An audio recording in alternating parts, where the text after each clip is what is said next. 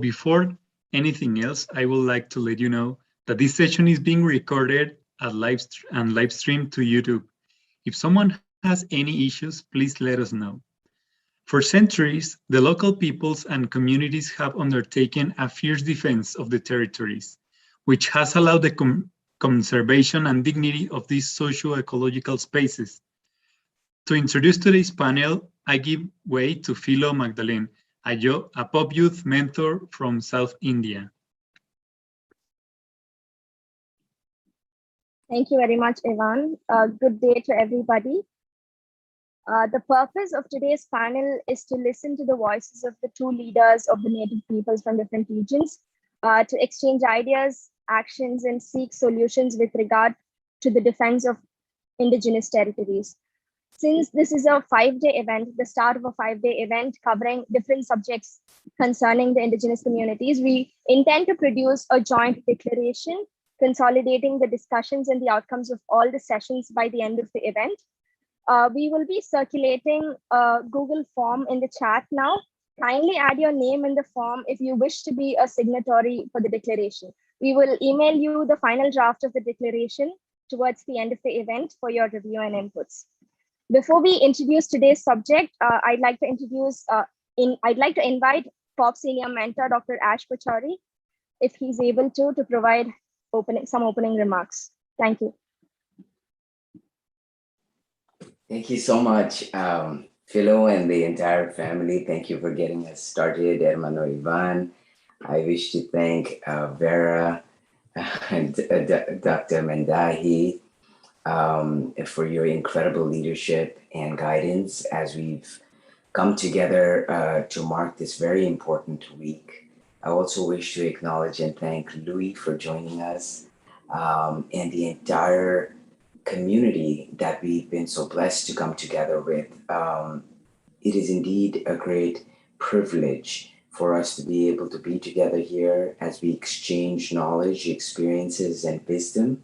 And I think it is indeed the need of the hour for us to be able to return to our traditional knowledge and practices and be inspired by them, especially as we bring together young people.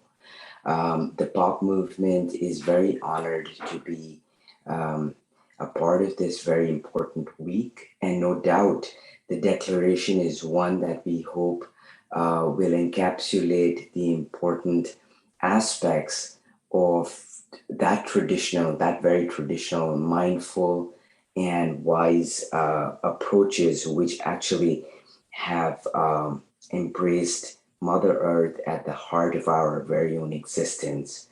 And it is Mother Earth, and I hope we can revert to the fundamental principles that will allow us to live in harmony, and to do so as to secure the present and the future for generations to come of all forms of human life and every other form of life. Traditionally, our practices were that even as we plucked an apple off a tree, we sought permission.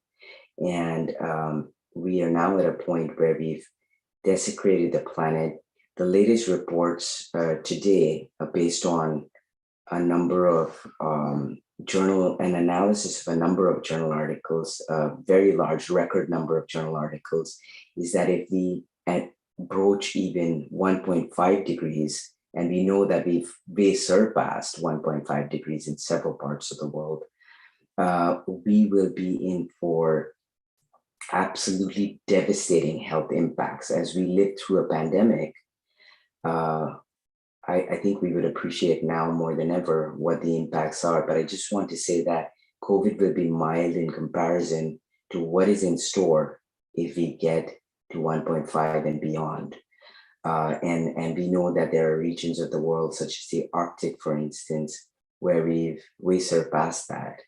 I just want to share an example of an interesting conversation we had with Sir David King, who's one of the leaders in preparation for the COP and has been leading the governments of the world, including the UK government, And we were very grateful to be in conversation with him recently, and he's working extensively in the Arctic. And he was telling us how one of his colleagues whom he spoke with just in the month of June, I'm talking about now, of this year, was they were in conversation, and he said, "So what's the weather like?" And he said it's minus 30 degrees. And Sir David King asked, "So is that normal?" And he says it's more or less average for now.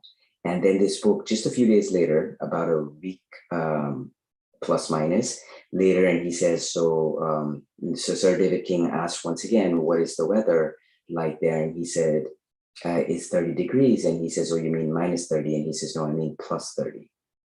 So I just want to say that this is what we're already facing. This is not something that's way off in a distant future that we may or may not be able to envisage.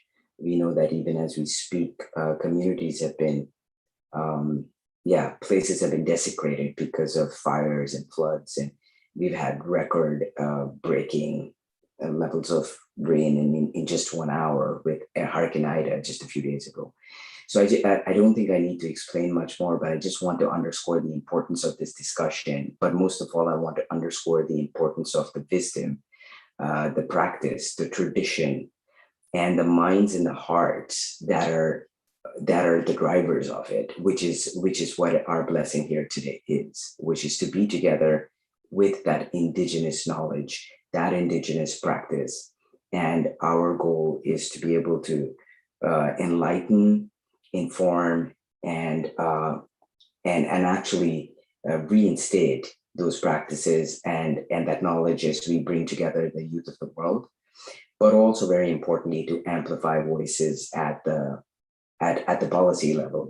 The COP26, which is around the corner now, is one very important milestone in that. And I believe this COP is going to be very important. Irrespective, though, I just want to say that this is something that is part of a larger process. And yes, every opportunity is important. We feel blessed and grateful to be together.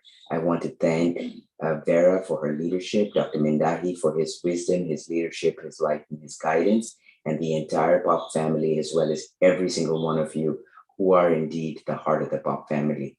So with that, my love, my gratitude, and I'm humbled and honored to be able to be here together with you this week, and I pray every single week of the rest of our lives. So thank you very much for this very, very important time together, and most of all, your wisdom and guidance as we progress. Thank you, Hermano Ivan, Philo, Louis, Vera, Dr. Mindahi, Dr. Norma, and everybody, Nahid, every single one of you, and our beautiful, beautiful community that we are so blessed to be together with here today. From my heart to yours. Gracias. Thank you. Thank you so much, Dr. Ash. Moving on, I would like to introduce Vera in Mindahi's representation. So are you here, Vera? So I can give you the floor now. Yes, I am. Thank you so much, Ivan. Thank you, Dr. Ash. Thank you to the POP family, and thank you to everyone who has joined us. Yes, I'm just going to share a brief message from Mindahi. He wanted to say that territories are what we see in the landscape, what's in the subsoils, the sky, and everything that we feel around it. The defense of territories is the defense of life. So we must join indigenous communities, and we must recognize them as the guardians of these territories, and just join their fight to preserve, respect, and thank the life on this planet. So thank you so much to everyone. And please go ahead, Ivan. Thank you.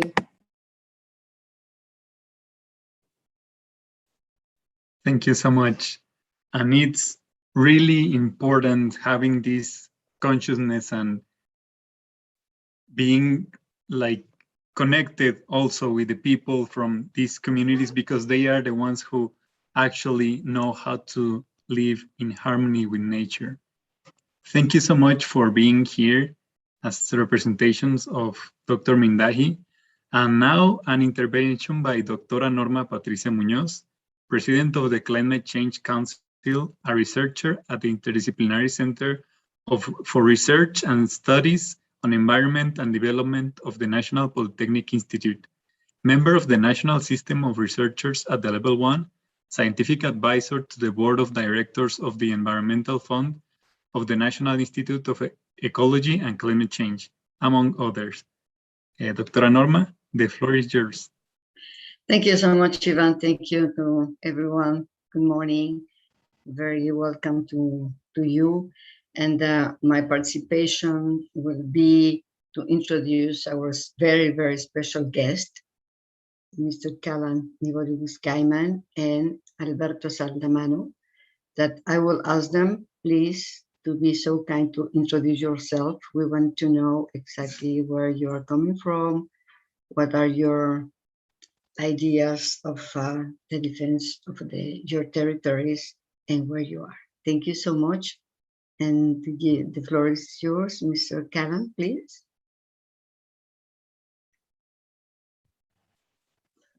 Usa lukalida yukuno kasike kalani borish kaimandiri kasike yukaiki yami wanidaka. Greetings, my relatives, in my ancestral language. My name is Niborish Kaiman. You can call me Kalan. I am chief of the Jamaican Hummingbird Taino people. I am member of Consejo de Medicina Originaria, the Council of Indigenous Healers, Original Healers of the Americas. I'm a member of REOGKQAW, which is responsible for ceremonies of the Gairapoi, the Kuntur, the Águila, the Quetzal, the Warawau. So all of the sacred birds and sacred medicines of the Americas, from the north to the south, responsible for the rituals of the Caribbean region. The root of the Warawau, which in English is the red-tailed hawk. I'm also a member of YCOIL, which is the Yami Council of Indigenous Leaders, which is a recent development here on our island. Collaboration of the Taino people and the Maroon people, previously known as Cimarron in Latin America, who are also our relatives through ceremony, through blood, through ancestry, Afro-Indigenous people. So today I'm here to speak and to share about our perspective from the islands, which, you know, we are the first people that were contacted by the colonizers. So many speak of October 1492, when the colonizers reached the many shores, many months, many moons, many years after. So in our teachings, those who were first will join the circle last, so the circle can be closed and the healing can begin. So I'm honored to be here and be able to share. Thank you, Norma. Thank you so much, Callum. It's amazing. Thank you for your words. And now we will give the floor to Alberto Salazar. Please, Alberto, can you go ahead?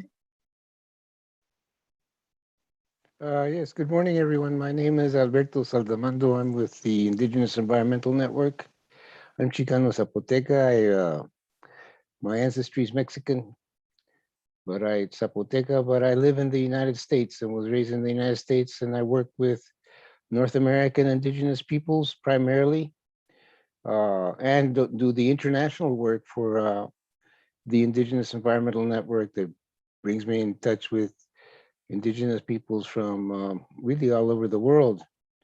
In fact, I have some conflicts with the 6 a.m. call-in for me today, because I do communicate a lot with, particularly with the human rights advocates in other countries, particularly with regard to indigenous rights, rights to land, that's the whole panoply of rights. So I don't know, Mindahi invited me to join this group for this conversation, and I'm very grateful to do it. I will be in and out this week with other conflicts, but I really think this is a very important issue.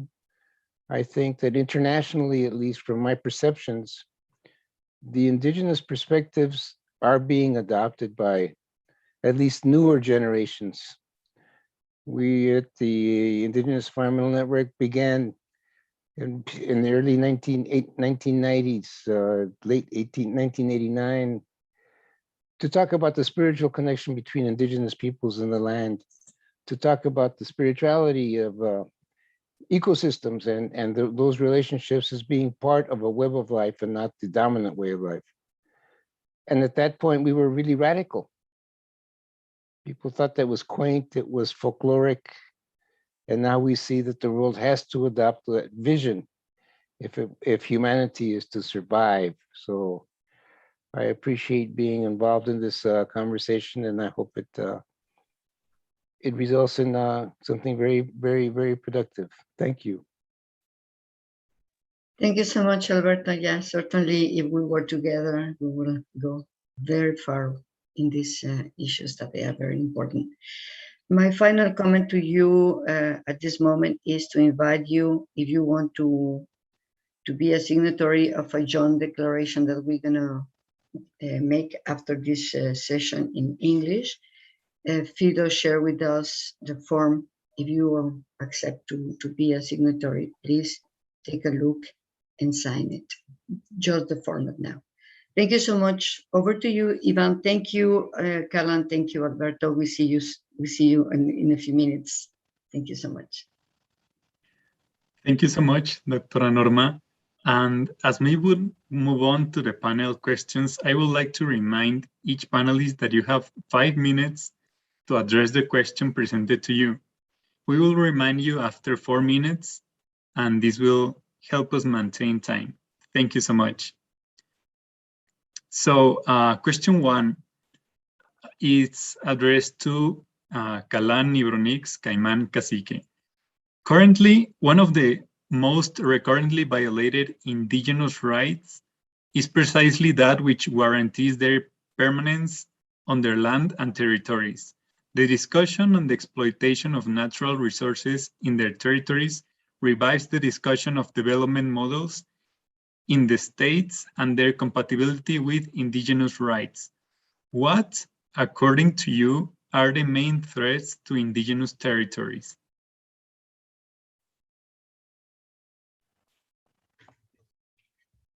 Yes, relatives. The main threats that we have to indigenous territories as we see it here on the islands is as it relates to commercialization, as it relates to the whole concept of extractivist industries, of mining.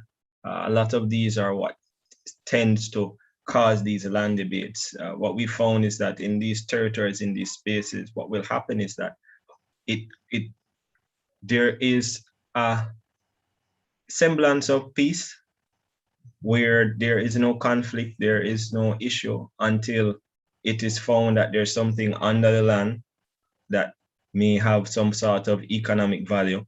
And then there's contention now as it relates to who the land belongs to and who owns what is under the land. Because a lot of the laws would dictate that what is under the land is different from what is on the land. So you can own the land, but not what is in it, and may not have the license or requisitions or what is necessary to go and mine, etc.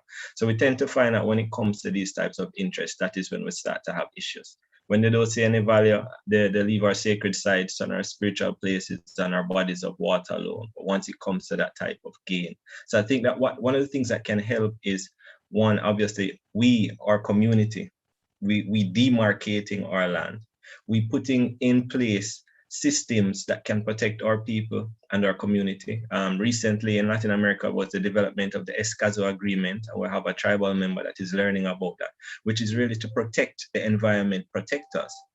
In the past, there has been scenarios where we would hit out against these companies and then, our indigenous people getting sued for defamation of character and not prepared or equipped on how to battle on those grounds. So it's to equip ourselves with the tools of the modern age to battle our combatants. Thank you, Mr. Callum. I think you've highlighted the root of the issue, which is basically the conflict with regard to ownership, and also the development curiosity as to what lies beneath the land. I'd like to request if Mr. Alberto has anything to add to this question, or else we can move on to the next question. I'm sorry, what was the question? I was filling out the form. What, according to you, are the main threats to indigenous communities? Indigenous territories, I'm sorry. Yes.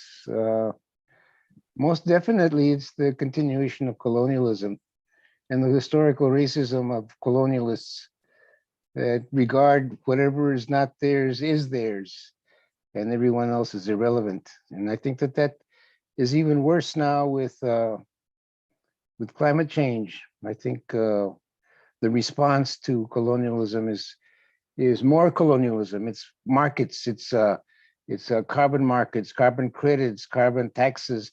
They're saying pay a tax so we can pollute more. That's what they're doing. They're developing systems whereby they can pollute more by really continuing their colonialist attitude. But I think the difference now is that people are aware. In the United States, they call it people are woke.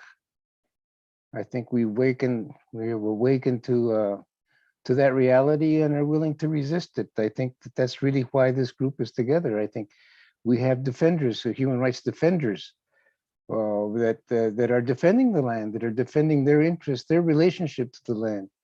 We have a society, as I mentioned, that general society that is willing to accept the visions of of indigenous peoples as being part of a web of life and not the dominant web of life, which is the colonialist attitude of domination. So I think that we have a long way to go, but I think it's not going to be the same after the pandemic. There's no inoculation to climate change. And I think that climate change and the more frequent and more intense climate events are going to force these people to recognize that they are themselves an endangered species, that humanity is an endangered species, and maybe that will wake them up to be rational about what we're dealing with and see humanity as a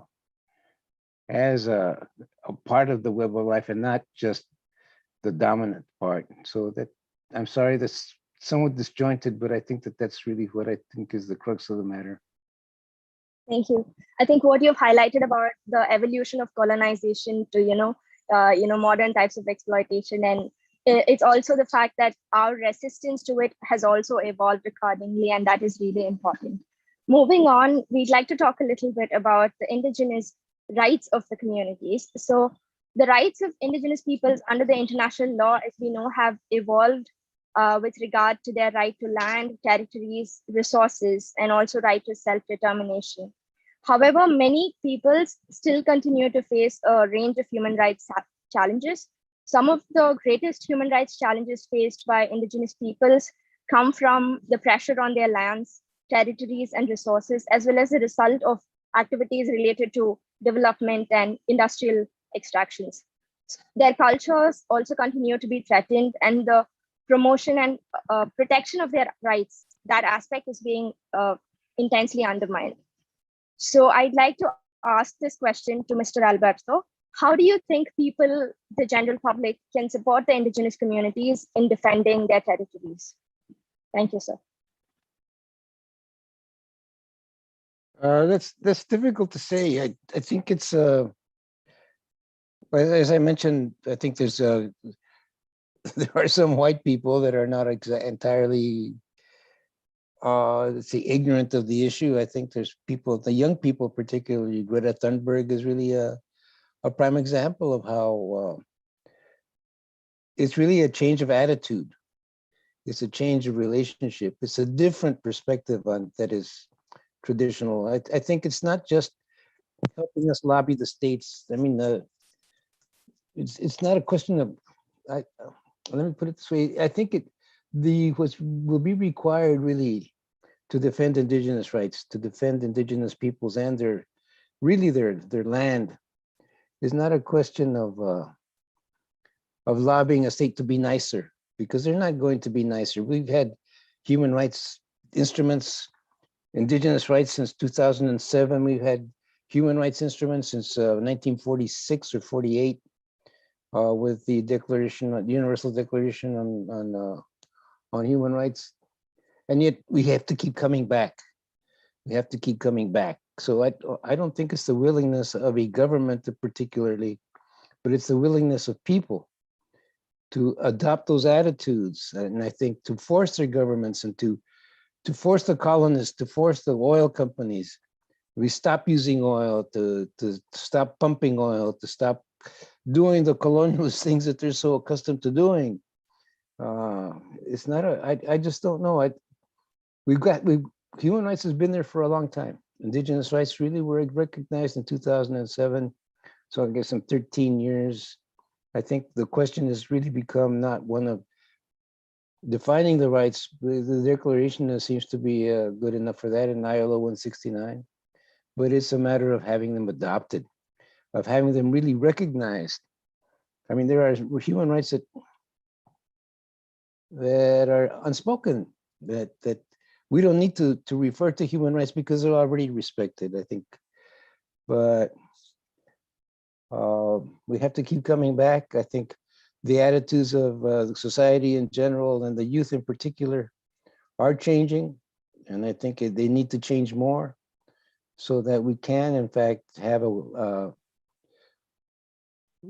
indigenous peoples as peoples have the same dignity and rights as any other peoples. And that's really what we're looking for. So that, but I think what's also going to, I'm sorry, I'm taking too long, but I know, but it's also a question of how we ourselves and our peoples develop and maintain resilience, develop and maintain their own self-determination. I mean, the right of self-determination is there, but it's not there if you don't use it. And I think it's time for people, as we're promoting our communities in North America, to act in a self-determining manner, to develop their own food security and their food sovereignty and their food security, to develop their own agriculture, to go back to their own agricultural ways. I think even the very conservative North American Congress of American Indians is promoting food security and food sovereignty among the various member tribes.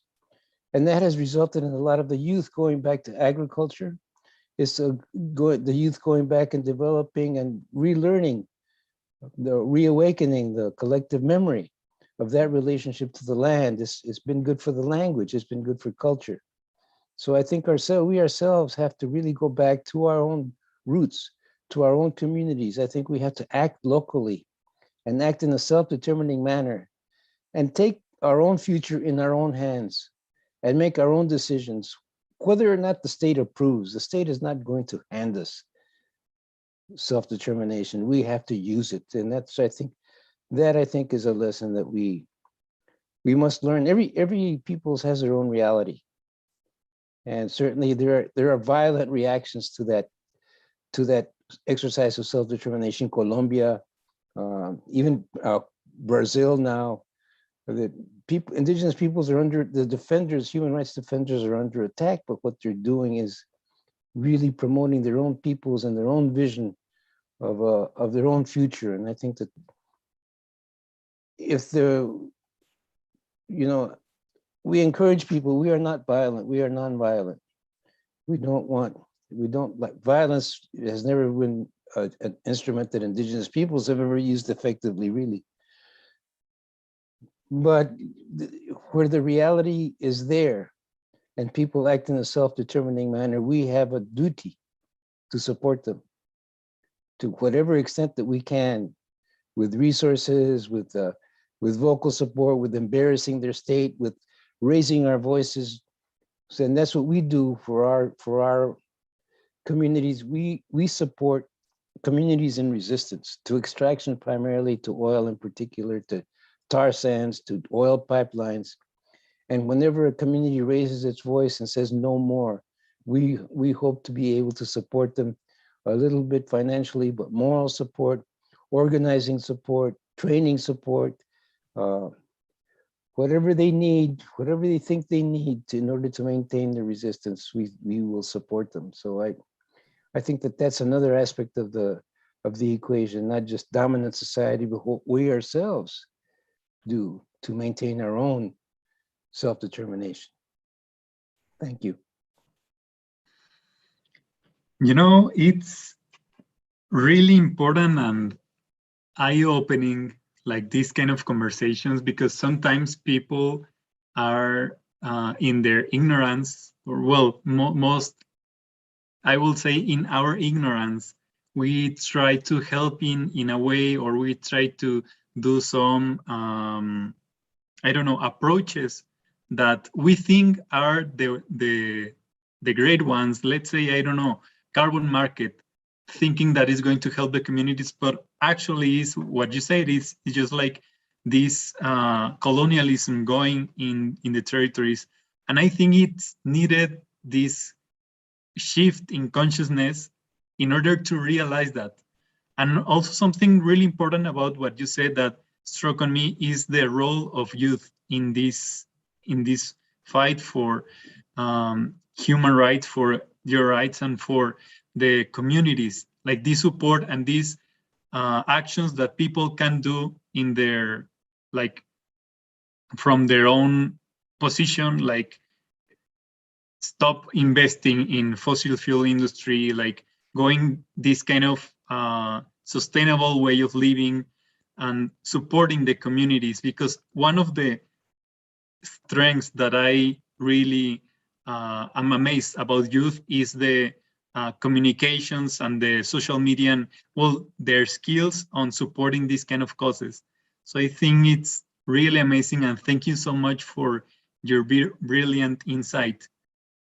And well, I will also like to ask Kalan if you would like to add any answer to this question. Yes. What we perceive is the fact that our people, first of all, some are not aware of their rights. And to speak towards that is we need to empower our people with the tools. We need to allow access. In our communities, we'll have these NGOs that will want to come in, and they all know the boxes to tick when they want to get grants and funding. This is something that we need to speak towards. They know that they're going to talk about the treatment, gender equality. They know that they're going to talk about the rights of Indigenous people, and they're going to ask us about our territories. And they'll come in and provide these tools, which majority of it is just training, is just education, is just workshops. We need to have these forums so that representatives from our communities can go out there, be equipped with the tools to come back to our communities so that it is sustainable. We cannot be advocates for sustainable development and we don't have sustainable systems within our community to pass on that knowledge to the future generations, right? So it is for us to understand our rights. It is said throughout, especially here, because I have to speak about our island and how it is done here, is that Indigenous people's rights are connected to human rights. We are the advocates and the voices of Atabera, Pachamama, Mama Gaia, Mother Earth. So our role as Indigenous people, and that is what we need to be mindful of, is caretakers and voices of these spaces that we have these ancestral ties to. And those who seek to support us is to genuinely hear what is our needs in our communities, having these forums so that we can speak and we can share. Due to the pandemic, we now have a lot of Zoom meetings and we have a lot of individuals that will come and they will speak with us about these things that can be done and how can they advance our communities, how can they help us in these battles. Sometimes all that is required is awareness, some social media campaigns that it's not all of our communities are equipped to do these things. We have a message, we have needs, and is getting that network together for our people. I think there's too much of a dependency in some of our communities on the main systems that exist, that they will create these holes and these requisites that we have to meet. And the reality is that we can't meet all of them. We need open-hearted folks that are genuinely a part of this resurgence, that are genuinely there for sustainable development of our communities and doing things in a way that can last for future generations.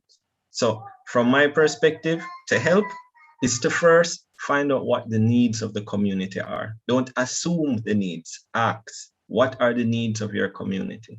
There are a lot of things that we can do to help each other right now without any big grants, without any big fund. A Zoom session talking about human rights, a Zoom session talking about and sharing documentation that can be used, or petition forms, or campaigns that have been successful in getting people together to create a change and to create a shift.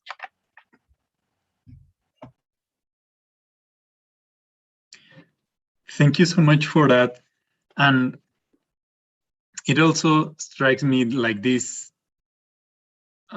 phrase that you say about first, well, don't assume and ask what their needs are, like directly to the people, to the ones that actually live day by day with these problems and that know what they need. So, and that I do know happens like so often with this kind of communities and this kind of help that people just assume, well, they need this, and they need that. And when they reach the community, maybe their needs are completely different. And I think it's really important also to have these kind of spaces. And we thank you so much for being here and for talking to us about that, because the way in which we can support the primary way, or the first one at least, is to hear you, to understand you better, and in this way to start making these networks, these alliances, in order to support each other. So thank you so much for that. And well, I'm going to go to the third question. So as an Inter-American,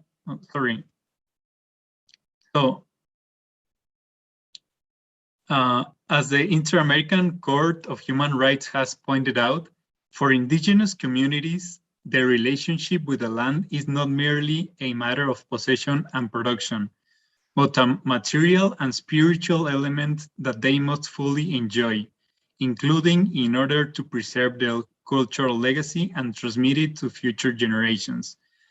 The guarantee of the right to communal property of Indigenous peoples must take into account that the land is closely related to their traditions and oral expressions, their customs and languages, their arts and rituals, their knowledge and uses related to nature, their culinary arts, customary law, their clothing, philosophy, and values.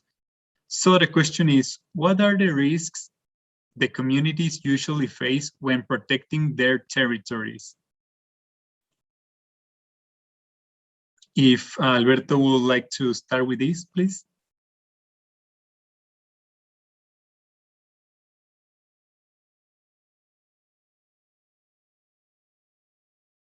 Yeah, sorry.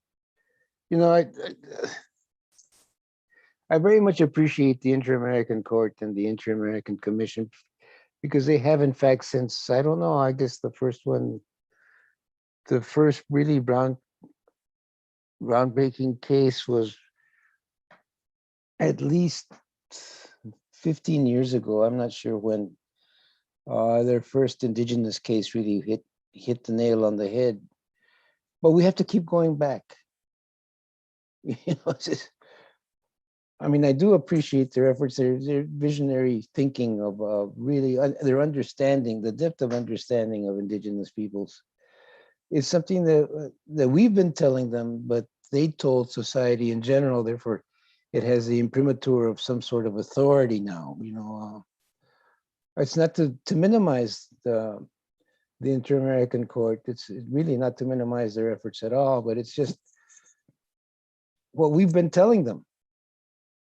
And what we've known for generations, for millennia, what we've practiced with living in the land and relating to the land, and really the risks of defending the land are I think very much a part of that. I keep trying to remember what the first case was, but that jurisprudence has only grown. The risks to our people are great. They've always been there, and they will be there for time to come. But I think, as I said, we have to defend. We have to support communities that say no more. And that's really what we can do. I think. Really, I do not want to minimize. I very much appreciate the articulation, by the Inter-American Court of that relationship. But I think it's time for us to defend it now.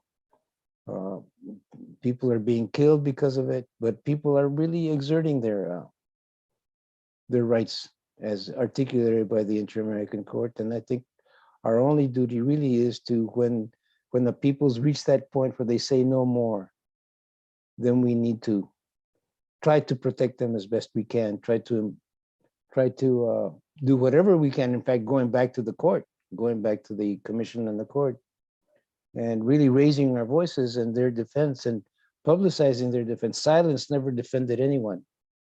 We have to let others know what's going on. We have to at least get the support of indigenous peoples and large indigenous organizations to support them. But I think that that's what we need to do. I don't think I appreciate the court very much, but I think it's up to us to as well.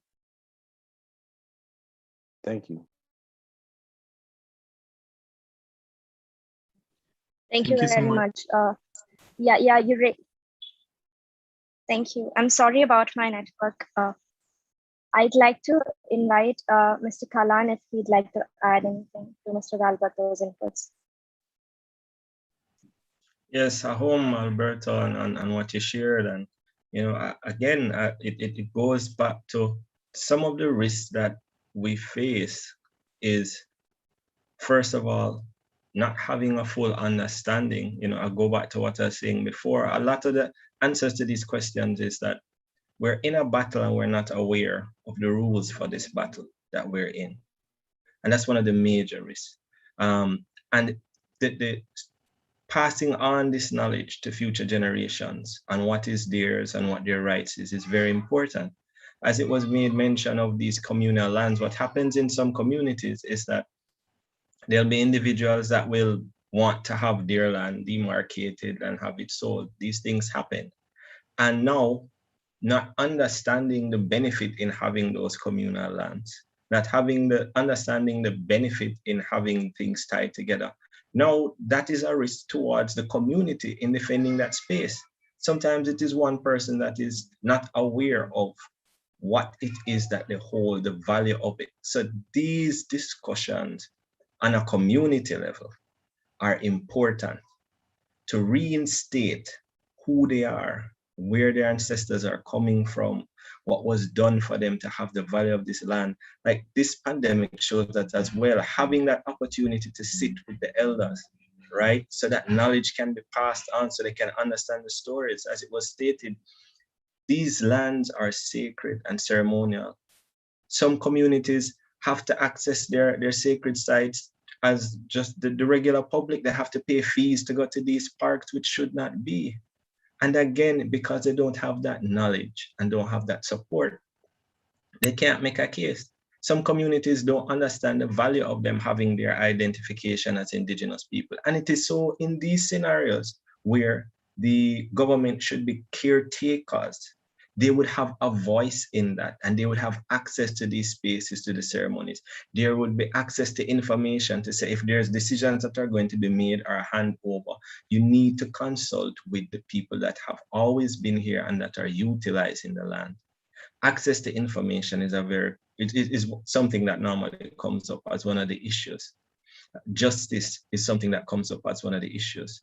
Who has the right to make this claim? Who has the right to defend these spaces? So these are things that need to be discussed. These are things that, again, it goes back to the point that the way of battling here is something that we need to share with the younger generation. We need to share with the old generation. We need to share with everyone that this is what is happening. This is why they believe they can mine the land. It normally starts with someone encroaching into the spaces and we're telling them to leave. and we're telling them to go, and they'll probably have some documents stating something that no one really understands. This is from the ground view. It's to get all of that information together so that whatever documents are required, whatever it is that is needed, the community has that, and there's someone that is a caretaker. See, someone that is a leader of the community that has these documents, that has the rights, that has all of this information to say that we are caretakers of this space and this is how this can be done. This is the support that we have. We have support from POP, we have support from these other organizations that can help us to get things done on the ground level. We have rights. We have rights to our spaces. We have rights to hunt in our spaces. We have rights to access to our medicines. This pandemic again has shown that. Can you imagine these communities that don't have access to their space, to their land that is run by the government because they decide that they have lockdown days or they have quarantines or they have whatever it is that they're doing. So people don't have access to their medicines, which is a part of their way of life. So now we're seeing the gaps in how things are operating before. Now we're seeing the gaps in the concept that we just want, this is our mindset as Indigenous people, that we want to be left alone. And what has happened is, because of this understanding that they will do whatever they're doing and they'll allow us to do whatever we need, there has been so much that has changed on paper that today it is no longer just a state of us. We need to be included in all of the decisions. We need to be aware of what is taking place and what is going on multiple levels. We need to have a voice. And from that space, we can have in our communities caretakers, guardians, on another level. So because we have the elders, we have those spiritual caretakers, we have those people that are watching the stars and watching the systems and understand today is a new moon, they know what to do, they know what rituals to do. But on the level of how we interact with the system, that is where our community will have the most risk. That education, that awareness, and how to interact. Home, thank you. Thank you so much. This that you mentioned is outrageous, actually, and I have seen it in Mexico with the Mayan community. So, like foreign industries or hotels or companies come to the land, and some nationals as well, and they make one beach or one place private, and the Mayans in the Mayan Riviera can't be in there. That's just insane. And also, this thing about that making the information available for the communities is really important, because a government can say, well, we have all these mechanisms from which the people can support their cause, their fight, etc., but they're not in the language sometimes of the people. So they are, even when that's available, it's not available for them. So that's something to actually be, and that must be changed and need to be considered. Thank you so much for pointing that out. And well, for the next question, I would like to address first Alberto Salazar. So it is clear that in order to enhance growth, society must seek and embrace the characteristics of plurality and diversity through actors like governments and other institutions. In other words, it is a matter of building multi-ethnic and multicultural societies and states based on the recognition, respect, and promotion of a multi-ethnic and multicultural reality. So the question is, what role do you think the different sectors of society can play in defending the territories? Well, I really don't agree with the premise of the question that in order to have development, you need a multi-ethnic society. I think the colonialism has proven time and again that that it's not relevant to their vision of development. Their vision of development is to take and consume until it's gone. That's their vision of development. So they've been able to do it very well with a very solitary vision of who society is. I think even now, I think that, I mean, they're still going after our lands, our resources, and using and eating them. as has been pointed out, without even telling us. I mean, certainly now they have a vision of consultation. So now they can come and tell us what they're doing. They can come and tell us, we're going to eat you up. And that's their vision of consultation. It's like, so I have a very difficult time of really accepting the premises of the question.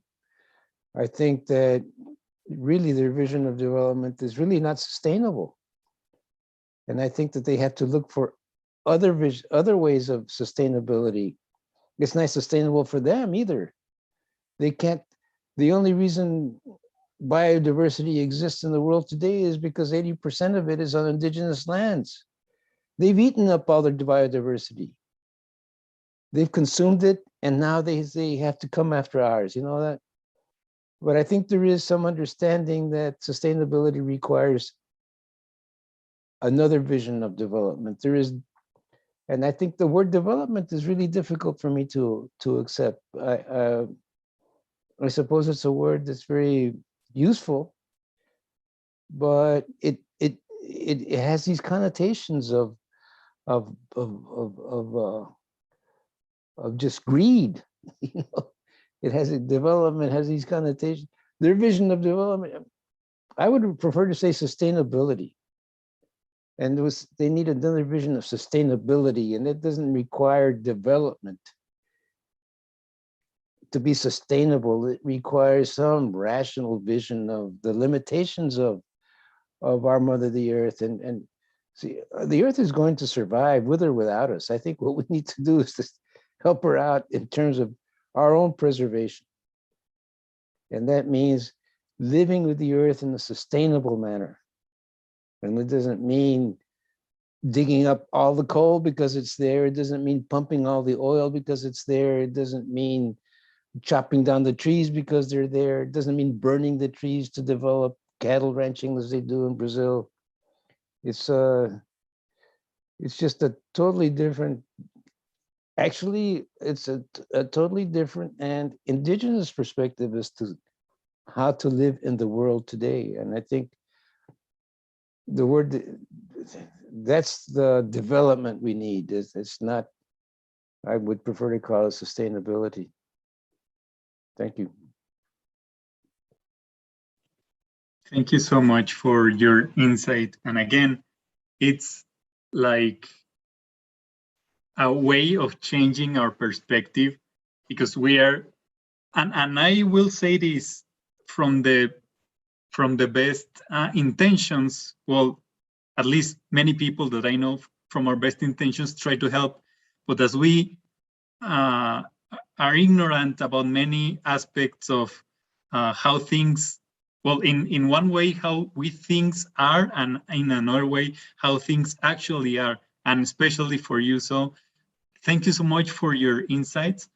And we'll like to ask the same question to Kalan. So just in order to make it clear again, what role do you think different sectors of society can play in defending the territories? Okay.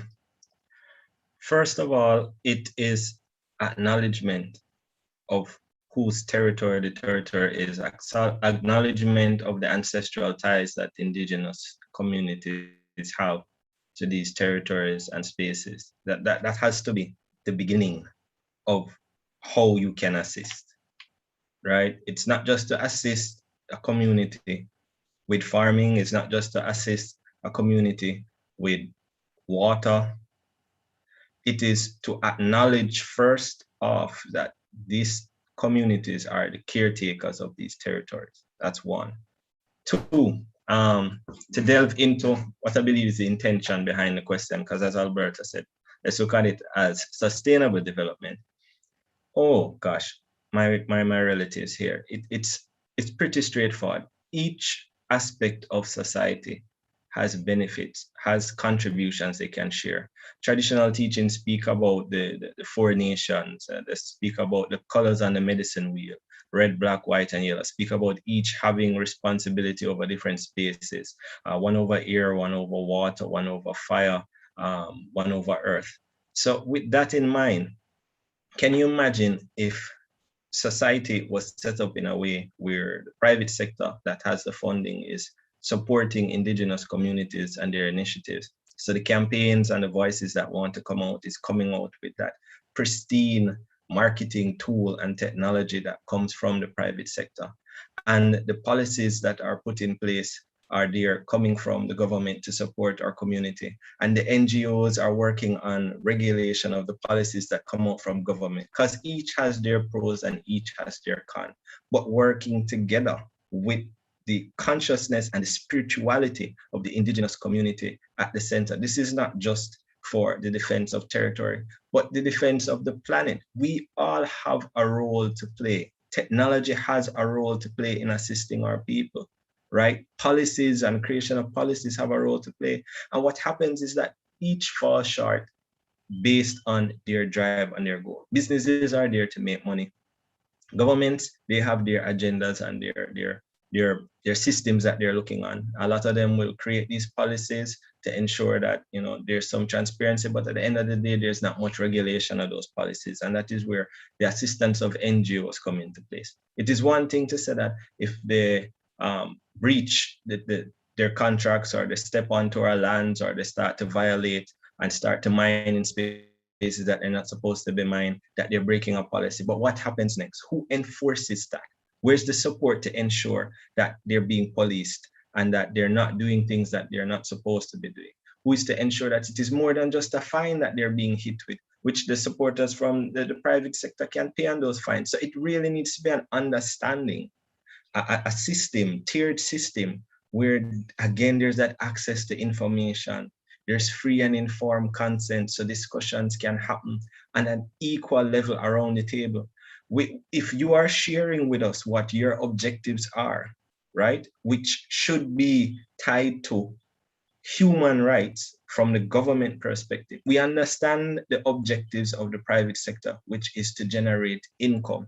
And of course, communities can benefit from that generation of income, because we are going to require, as this has shown, medical care. We're going to require access to education, right?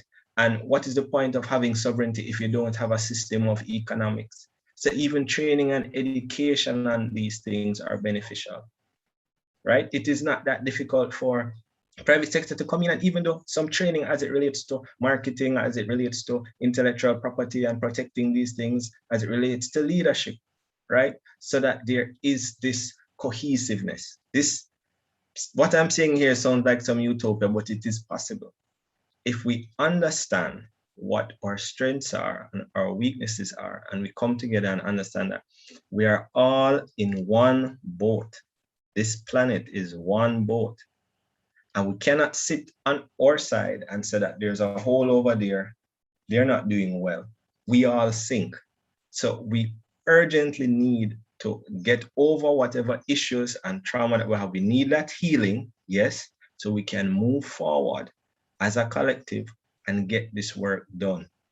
All of our children, these species that we relate with, which we call our relatives, the stone kind, the plant kind, the animal kingdom, are dependent on us. Our teaching is that we have the arms and the legs, which the stones don't have, which the plants don't have, and we're able to communicate in various languages, which the animal kind don't have. So we have a responsibility as caretakers. If we see that there's a fire and the animals are rushing from one fire into another, we have a responsibility to step in and to support. It's not that we're masters over them. It's not that we have dominion over them, but it's to share our perspective, our intentions in a genuine, true way. There's also a lot of secrecy, and there's a mistrust of the government and mistrust of the private sector, because again, both have their intentions set in a way that it is too easy for them to exploit our communities.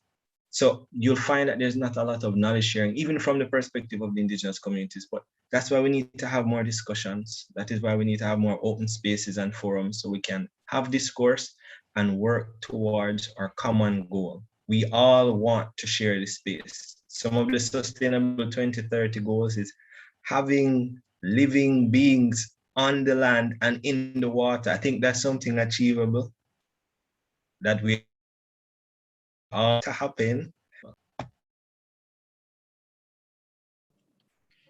Thank you so much. And something that is, I think, common in you and Alberto's answer is that these efforts should be like starting with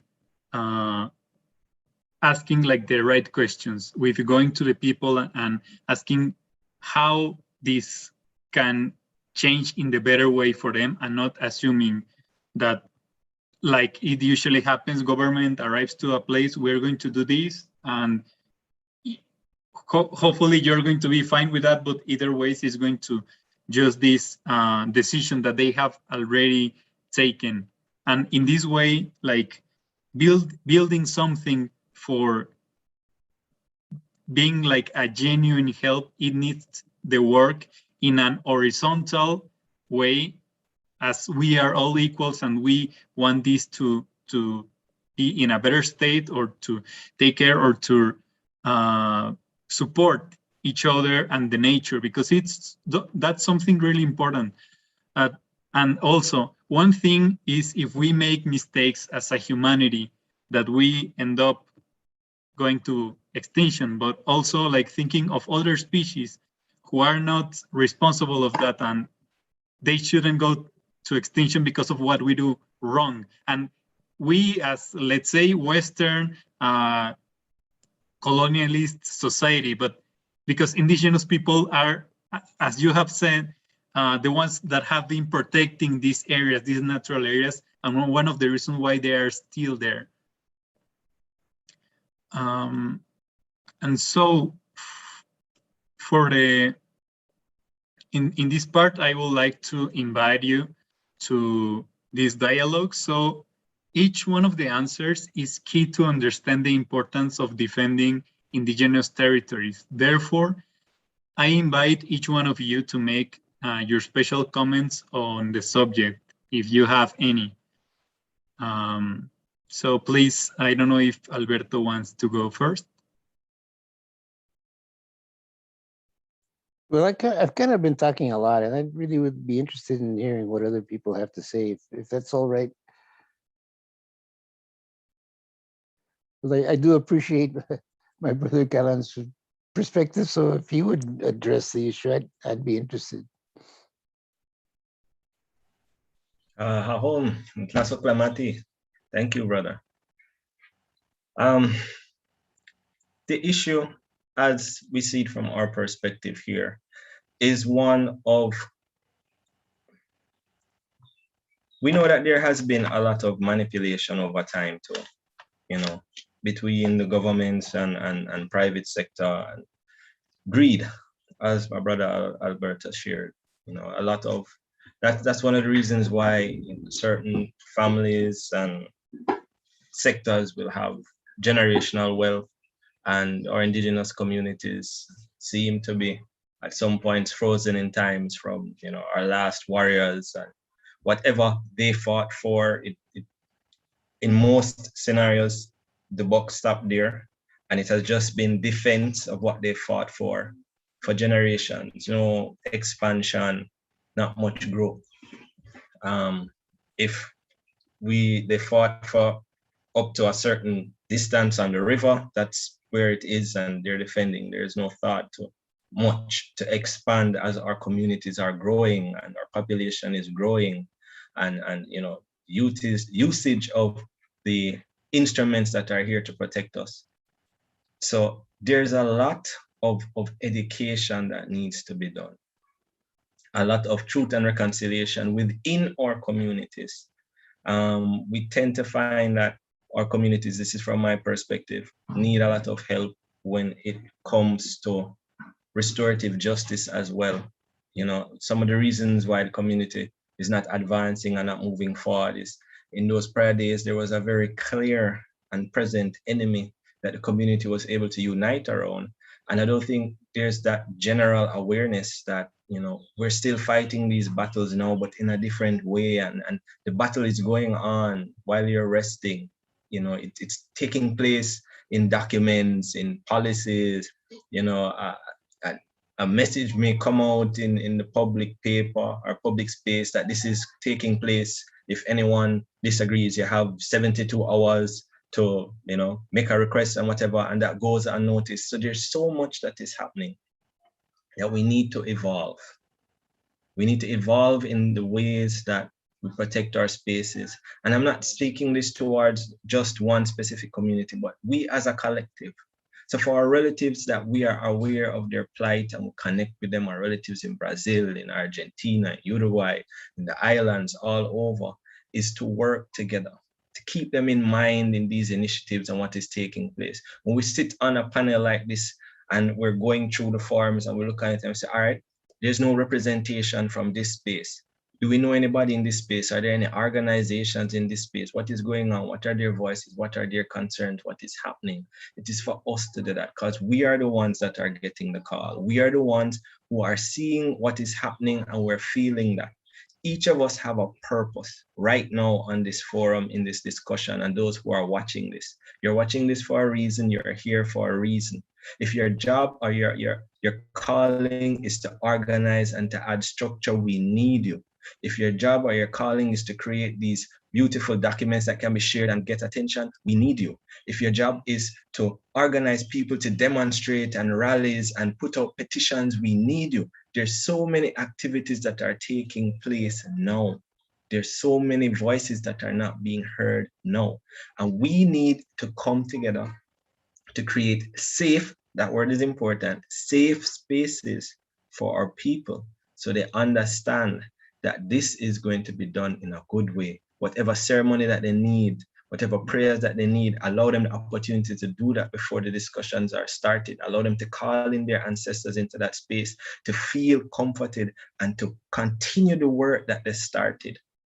Right now, at this point in humanity, there are several prophecies that speak towards this moment that we are in time with these shifts. And an integral part of it is of people coming together, indigenous people coming together to share our message, our teachings, and our ways with the rest of humanity. Because as I said, indigenous rights is connected to human rights, it's connected to the environment and justice for our people on a whole. So I really appreciate all of what my brother Alberto was sharing and all of the atrocities that has been taking place throughout the globe. And sometimes we feel incapacitated. We are not really aware when we see these fires going on in Brazil and we see that they're cutting out the forest for cattle herding. We don't know how to help and how to assist. And this is what I'm saying. It's not like before where we can simply jump on a boat and go over there and say that we're going to protect our relatives and we're going to stand at the line or we're going to North America to help to stop the movement of the pipeline. Because being physically there is one level, but all of this was drafted with pen and paper. And it will be dismantled with pen and paper. So that knowledge is key. To fight with the pen now, we need some pen warriors as well. People that can be on that back end and give that support that we require. That when our people get locked up for demonstrating, they're able to come together and there's a pool that can have them get bail and they can have representation in court. Like these are the aspects of things that are happening now that need to be addressed, that need support. It is one thing to stand with bow and axe ready, but another thing when you have your family to defend and you have these things that need to get done in a legal way, in the system that exists. So we need a voice in that system and we need people equipped to assist us on that level. Home, thank you. Yeah, if I Thank you very may, much. Yes. I Yes. kind of like to follow up with along the same lines of what was being said about the system recognizing us as in the Framework Convention on Climate Change, under the Paris Agreement, the states have recognized, the state parties have recognized the value of indigenous traditional knowledge and are creating and implementing what is called a local communities and indigenous peoples platform on traditional knowledge to try and incorporate that knowledge into the battle against climate change. And it, I don't know, there's various ways of looking at it. That is traditional knowledge being considered scientific? Because it is. Traditional knowledge is very much based on observation, based on lessons that the earth is even now teaching us. But so there's a dispute among indigenous peoples as to whether or not we should say it's part of science or it's, but in any event, the state parties, at least within the context of climate change, have recognized the value of traditional knowledge and sustainability. And I think that is what we call the recognition by pen and paper, as my brother is talking about, in terms of the value of traditional knowledge, the value of indigenous knowledge, and the value of learning from the earth. So I thought that was relevant to that conversation. Thank you. Thank you. Both of you have raised some very important, relevant points from different perspectives. We thank both of you. Before we close, we're running a little over time, but we do have time for one question from the participants. If anybody has anything to ask, please unmute yourself and ask the question. Thank you. Thank you so much, Philo. I would like to ask. Thank you, Vanessa, please. Great. I just have a quick question about if there's any organizations or institutions that are currently helping your communities, and if you think there's like more help that it's needed, and how these organizations and institutions are helping you.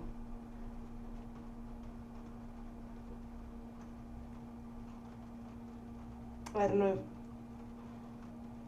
I can try and respond because I use them a lot. It's mostly the human rights institutions and NGOs. I think Witness for Peace, others that really keep track of, have been doing studies and raising the issue of the assassination of indigenous peoples and human rights defenders, raising those voices, identifying who they are and where they are. The treaty monitoring bodies, particularly the Convention on the Elimination of the International, what is it? The International Convention on the Elimination of all Forms of Racial Discrimination, has since the late 90s recognized the rights of peoples to their land, and called for the return of land that has been stolen. So we've been able to use that to raise issues. Not that the states are eager to return their stolen lands. They're not eager at all, but it is identifying the problem. It is giving a voice to the problem as really, I like that putting pen to paper and identifying the problem of stolen lands. And so we raise the issue of stolen lands. We're raising the issue now of stolen lands in North America in terms of the pipelines. Because they're building the pipelines in lands that were stolen and really not part of any treaty process. And I think when we go back to Latin America or other parts of the world, they're still stealing land. There's still acaparamiento, I think is a word in Spanish that has been very relevant to our situation. So I use all these human rights. There's others, there's a European organization on development that has actually questions the behavior of corporations and really holds corporations accountable for violations of human rights. UNCD, what is it? Anyway, I forget the acronym, but it's one of the few organizations that actually calls on corporations to observe human rights. I think that movement is growing. I think there's a working group on business and human rights within the UN human rights structure, and they're doing a banking initiative where it would require banks not to invest in the production of fossil fuels, and that gives rise to those communities that are defending against fossil fuel initiatives.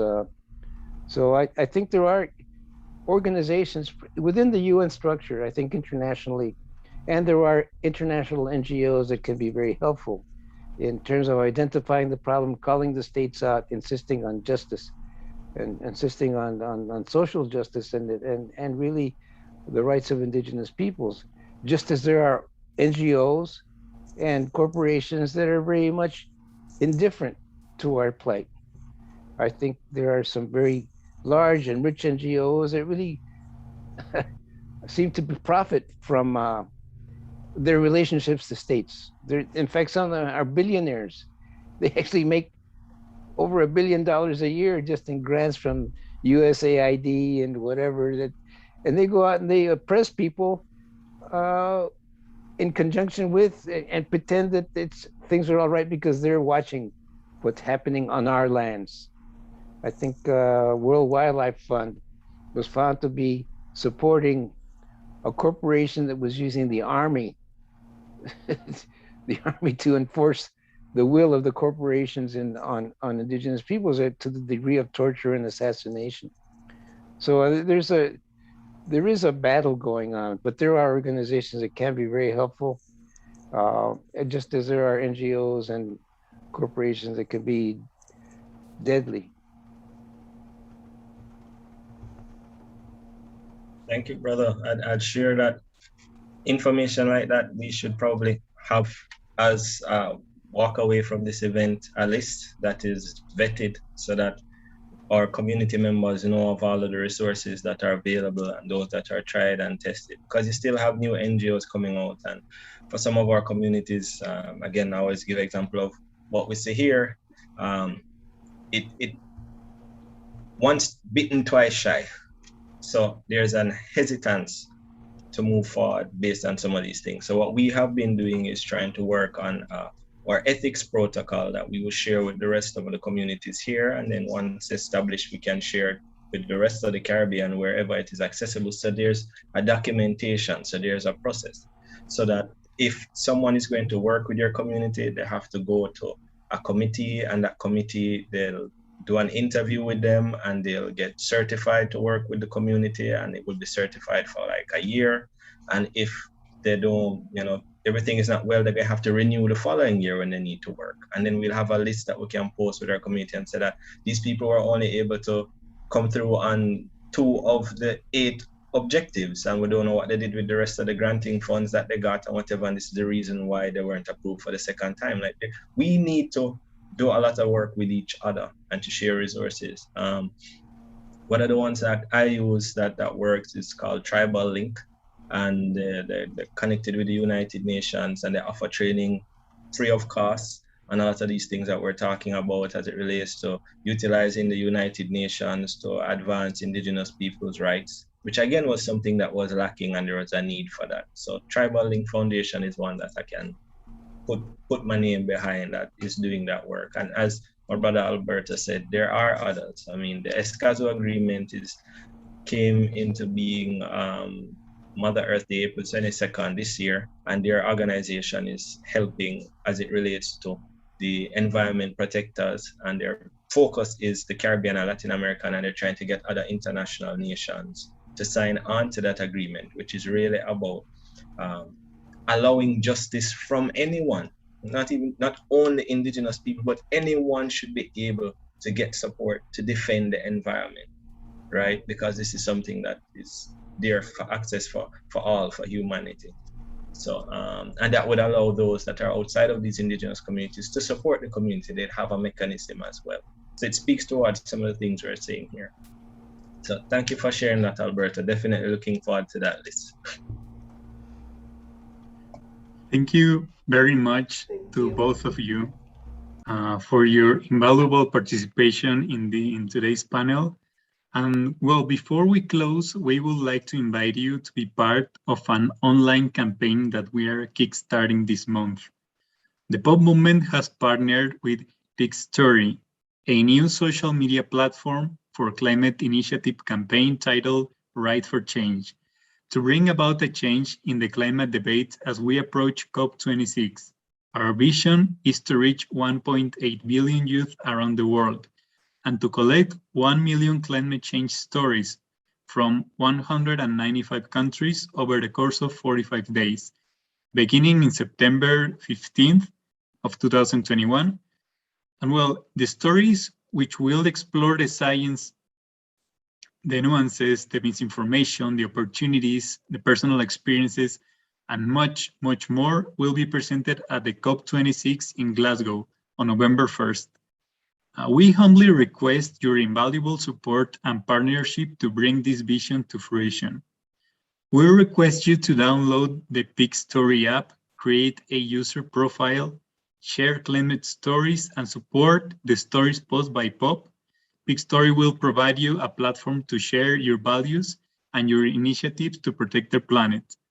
The application will enable you to share your own climate stories, showcase your personal experience and actions, and to motivate others to take action for the planet.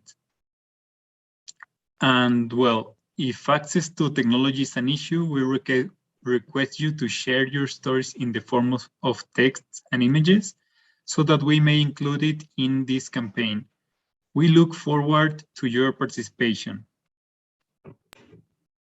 Thank you very much, Ivan. As he has very kindly described, through the 5-day event, we're planning to push forward this campaign, even if a lot of communities and peoples in the communities do not have access, may not have access to the application or technology. We are inviting narratives and stories in ways that they are able to share. So I'd like to close by inviting Vera from the World Council of Peoples for the United Nations to give us some closing comments as we close. Thank you very much. Thank you so much, Philo. Thank you, Callum. Thank you, Alberto.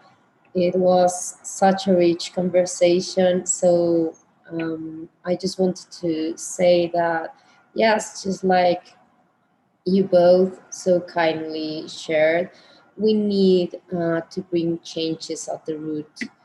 We need to make an analysis of the very foundations of our civilization, and we need unprecedented societal changes. We need to incorporate traditional wisdom and practices and evolve together. But for this, we need to hear original nations. We need to listen to you. We need to reconnect and relearn to be able to build a future that brings justice and dignity to everyone. And we need, and well, just to have a livable planet, because we're killing it. Greed is killing the planet, and we need to ground ourselves and to join the efforts of original nations and to protect nature. And well, this is the only realistic option that we have if we want to move forward. We need to ground ourselves, and we need to learn from you. You have, just like you highlight, you have been guarding these territories for centuries, and you haven't killed them. So that's just like the very example that you know how to do this. And we need to learn from you to have a sustainable future, and just to have a future where everyone can live, including species, because in many discussions when we speak about people, but we don't speak about the biodiversity that lives in these territories.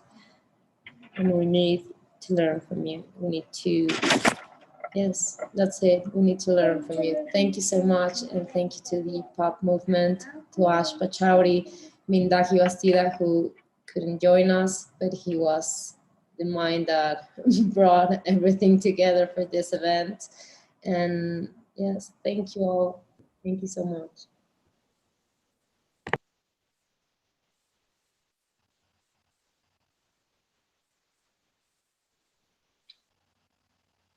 Thank you very much, everybody. Thank you, Philo. Thank you, Vera. See you. Thank you. Thank you, Callum, and thank you, Alberto, also. We're very happy to have you here. Thank you all. Hahom, Tasoklamati. Can we take a picture of all of us? Thank you so much. I will just take it 1, 2, 3. Great. Thank you, everybody. Thank you so much. Please take care. Thank you. Thank you. Bye. Love